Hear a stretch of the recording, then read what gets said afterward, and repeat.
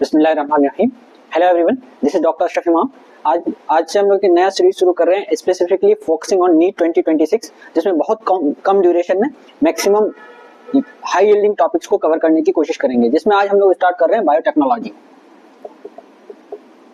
ठीक है, बायोटेक्नोलॉजी के बारे में बात करें तो इसको सबसे पहले के जमाने में बायोटेक्नोलॉजी को इस तरह से डिफाइन किया जाता था कि जो भी लिविंग ऑर्गेनिज्म है या एंजाइम्स है उसको यूज करके अलग अलग तरह के प्रोडक्ट्स बनाना। आज की डेट में देखें तो बायोटेक्नोलॉजी जो है वाइड फील्ड को कवर करता है, जिसमें आपका टेस्ट बेबी है, डीएनए वैक्सीन है, जीन थेरेपी है और जीन सिंथेसिस है। ठीक है, तो इन दोनों ओल्ड और न्यू वर्जन को मिला के European federation of biotechnology EFB ने एक डेफिनेशन दिया है बायोटेक का। ठीक है, याद रखिएगा ईएफबी का फुल फॉर्म वो क्या होता है, यूरोपियन फेडरेशन ऑफ बायोटेक्नोलॉजी, जिसके हिसाब से क्या है कि बायोटेक्नोलॉजी एक्चुअली में इंटीग्रेशन है नेचुरल साइंस का, ऑर्गेनिज्म का, सेल्स का, मॉलिक्यूलर एनालॉग्स का, किस लिए, यूजफुल प्रोडक्ट को बनाने के लिए, for the purpose of service. ठीक है, तो ये ईएफबी यानी यूरोपियन फेडरेशन ऑफ बायोलॉजी का डेफिनेशन है। ठीक है, अब बायोटेक्नोलॉजी को अगर हम देखें तो बेसिकली इसके अंदर दो प्रिंसिपल्स आते हैं।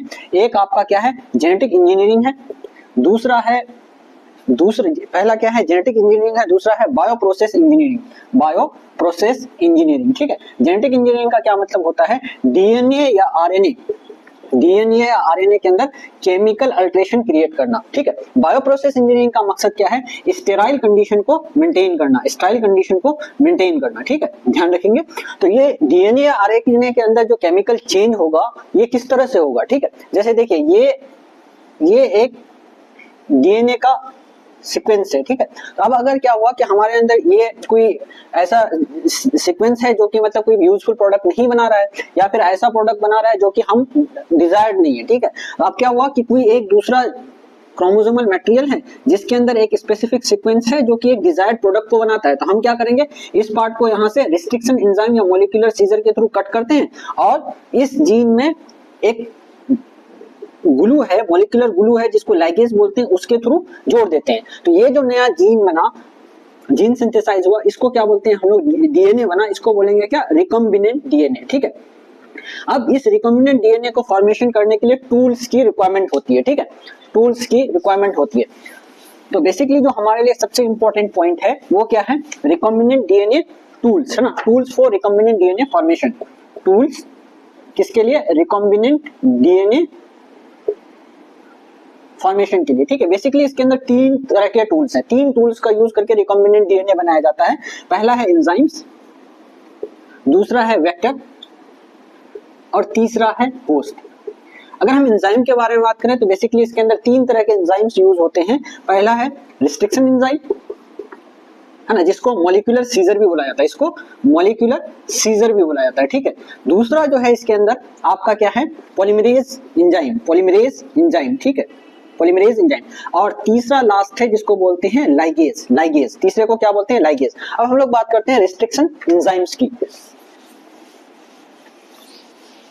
रिस्ट्रिक्शन एंजाइम्स या मॉलिक्यूलर सीजर के बारे में बात करें तो ये स्पेसिफिक एंजाइम्स होते हैं सेल के अंदर जो क्या करता है, डीएनए को कट करता है। जैसे मान लेते हैं क्या कि ये एक सेल है, इसको किसी फॉरेन बॉडी ने इन्फेक्ट किया, अपने जेनेटिक मटेरियल को इसके अंदर इनकलकेट कर दिया, तो इसके अंदर जो अपना न्यूक्लियस भी होगा जिसके अंदर जेनेटिक मटेरियल होगा, तो यहाँ पे जो रिस्ट्रिक्शन एंजाइम पाया जाएगा वो क्या करता है, फॉरेन बॉडी को काट देता है। फॉरेन बॉडी का जो डीएनए आया उसको छोटे छोटे हिस्से में काट देता है, बट इसके अंदर का जो अपना डीएनए इससे बचा रहता है। तो एक सवाल आता है क्या कि ये कैसे बचा रह गया। एक्चुअली में होता क्या है, इस सेल के अंदर पाया जाता है एक एंजाइम जिसका नाम है मिथाइलेज। ये मिथाइलेज क्या करता है, जो सेल का अपना डीएनए है उसके अंदर मिथाइल ग्रुप को ऐड कर देता है। ठीक है, तो ये जो डीएनए है ये कैसा हो गया, आपका मिथाइलेटेड डीएनए। बट जो फॉरेन डीएनए आया इसके अंदर किसी तरह का मिथाइलेशन नहीं होता, ये क्या है, नॉन मिथाइलेटेड डीएनए। ठीक है, तो जो रिस्ट्रिक्शन एंजाइम्स हैं ये मिथाइलेटेड डीएनए को नहीं काट पाती, ये सिर्फ नॉन मिथाइलेटेड डीएनए को काटता है। ठीक है, तो इसके वजह से क्या होता है, रिस्ट्रिक्शन एंजाइम से सेल का अपना जेनेटिक मटेरियल बच जाता है। ठीक है, ठीक है, अगर हम बात करें रिस्ट्रिक्शन एंडोन्यूक्लियस या रिस्ट्रिक्शन एंजाइम्स या मॉलिक्यूलर सीजर की, तो इस कॉन्सेप्ट को सबसे पहले डब्ल्यू आर्बर्ट ने दिया था और जो सबसे पहला रिस्ट्रिक्शन एंजाइम की डिस्कवरी हुई थी वो हिंद-2 था, जिसकी डिस्कवरी नाथन स्मिथ और हैमिल्टन ने मिलकर किया था। नाथन स्मिथ और हैमिल्टन ने मिलकर किया था, ठीक है। अब ये जो रिस्ट्रिक्शन एंजाइम्स हैं ये क्या कर रहे हैं, डीएनए को काट रहे हैं, डीएनए को काट रहे हैं यानी न्यूक्लिक एसिड को काट रहे हैं, यानी ये बिलोंग होंगे किस कौन से एंजाइम के कैटेगरी से, न्यूक्लियस से, ठीक है।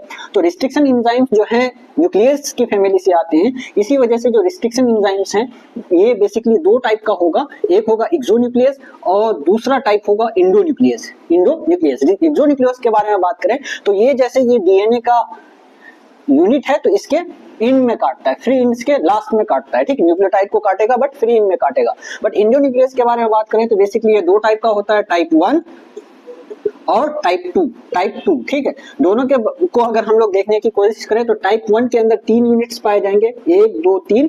पहला यूनिट जो होगा वो क्या करता है, रिकॉग्निशन का काम करता है। दूसरा यूनिट जो होगा उसका एक्टिविटी है मिथाइलेज का, यानी मिथाइल ग्रुप को ऐड करता है। थर्ड जो है ये रैंडमली डीएनए को कट करता है, रैंडमली डीएनए को कट कर देता है, ठीक है।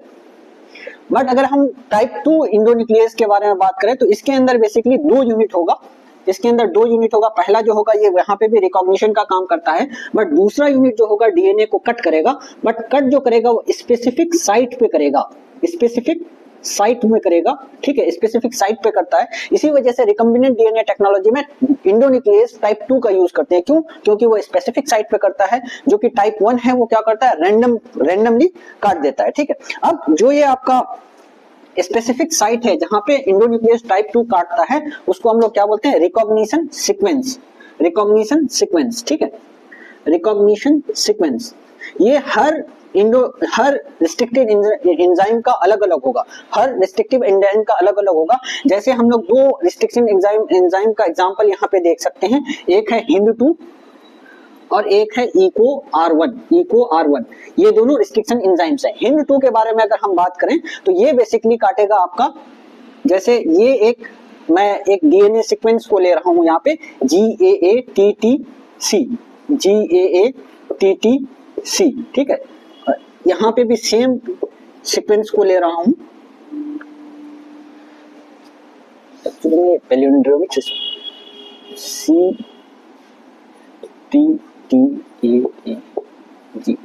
ठीक है, GAATTC, ठीक है। ये 2 सीक्वेंस हैं, ठीक है, ये दोनों सीक्वेंस है। जैसे ये 5 प्राइम टू 3 प्राइम है तो ये 3 प्राइम टू 5 प्राइम वो सेम पे यहाँ है। तो आपका जो हिंद-2 है ये कहाँ काटता है, A और T के बीच में काटता है, ठीक है। ये इस सीक्वेंस में स्पेसिफिक सीक्वेंस है जिसमें A और T के बीच में कट लगाएगा। यहाँ पे जो आपका इको R1 है ये G और A के बीच में कट करेगा, ठीक है, G और A के बीच में कट करेगा। तो अब इसके वजह से 2 फ्रेगमेंट्स में डिवाइड हो जाएगा, ठीक है। जैसे अगर हम इसको देखें तो ये क्या होगा, या फिर इसको देखें तो G C के साथ बॉन्ड में है, बट TTAA फ्री हाइड्रोजन है, ठीक है, फ्री, इसमें हाइड्रोजन बॉन्ड जो है वो क्या है, फ्री है। तो जिस स्पेसिफिक साइट में रिस्ट्रिक्शन एंजाइम काटे उसके बाद उसमें फ्री हाइड्रोजन अवेलेबल हो बॉन्ड बनाने के लिए, इस तरह का इंड अगर जनरेट होगा तो उसको हम लोग क्या बोलते हैं, स्टिकी इंड, इसको हम लोग क्या बोलते हैं, स्टिकी इंड। बट अगर कोई रिस्ट्रिक्शन एंजाइम ऐसे रिकॉग्निशन साइट पे काट रहा है जिससे फ्री हाइड्रोजन नहीं मिलता हो तो इसको हम लोग क्या बोलते हैं, ब्लंट इंड, ठीक है।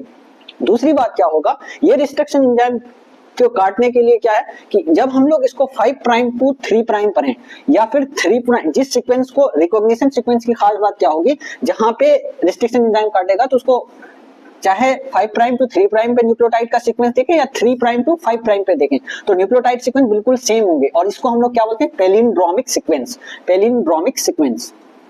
ठीक है, पैलिंड्रोमिक सीक्वेंस, ठीक है। तो जो ये रिकॉग्निशन सीक्वेंस की खास बात क्या होगी, पैलिंड्रोमिक सीक्वेंस होगी। इसका एग्जांपल आप समझ सकते हैं एक अल्फाबेट से, जैसे मलयालम है, मलयालम है, ठीक है। तो मलयालम चाहे आप इधर से पढ़ें या इधर से पढ़ें, दोनों तरफ से मलयालम ही पढ़ा जाता है, ठीक है। तो ये पैलिंड्रोमिक सीक्वेंस की खास बात हुई, ठीक है। अब आगे हम लोग देखते हैं इसके नोमेनक्लेचर को, है ना, रिस्ट्रिक्शन एंजाइम को कैसे नोमेनक्लेचर किया जाता है। एक एग्जांपल लेंगे उससे समझ में आ जाएगा, ठीक है। जैसे हिंद-2 है, तो इसके अंदर 4 लेटर्स हैं। पहला लेटर जो होगा वो जीनस को बताता है जिसमें हीमोफिलस है।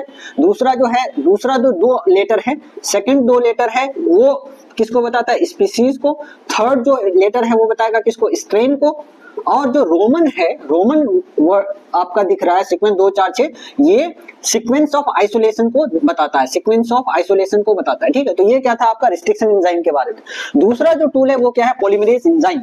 पॉलीमरेज एंजाइम, पॉलीमरेज एंजाइम क्या करता है, टेम्पलेट के हेल्प से डीएनए सीक्वेंस को बढ़ाता है, टेम्पलेट के हेल्प से बढ़ाता है। तो आप पॉलीमरेज एंजाइम के टाइप्स के बारे में बात करें तो ये 2 टाइप का होगा, polymerase enzyme type 1, polymerase enzyme type 1, और दूसरा होगा पॉलीमरेज एंजाइम का टाइप 2, ठीक है। तो आप जैसे डीएनए का सीक्वेंस है 5 प्राइम से 3 प्राइम, 3 प्राइम से 5 प्राइम, ठीक है। तो टाइप 1 जो होगा दोनों डायरेक्शन में पॉलीमराइजेशन करता है, इसी वजह से जो पॉलीमरेज टाइप 1 है ये रिकॉम्बिनेंट डीएनए फॉर्मेशन में यूज होता है। बट जो आपका टाइप 2 है ये सिर्फ एक single direction 5 prime to 3 prime में पॉलीमराइजेशन करता है, इसी वजह से इसको हम लोग यूज नहीं करते हैं, ठीक है। तीसरा जो टूल में एंजाइम था लाइगेज, लाइगेज, ठीक है। जैसे आपने क्या किया, जो डिजायर्ड जीन था उसको बना लिया, है ना, बनाने के बाद क्या होगा, उसको जोड़ना होगा। तो जोड़ने के लिए जो मॉलिक्यूलर ग्लू का काम करता है वो कौन है, लाइगेज है। तो रिकॉम्बिनेंट डीएनए टेक्नोलॉजी के अंदर एंजाइम्स में 3 एंजाइम का यूज होता है, रिस्ट्रिक्शन एंजाइम,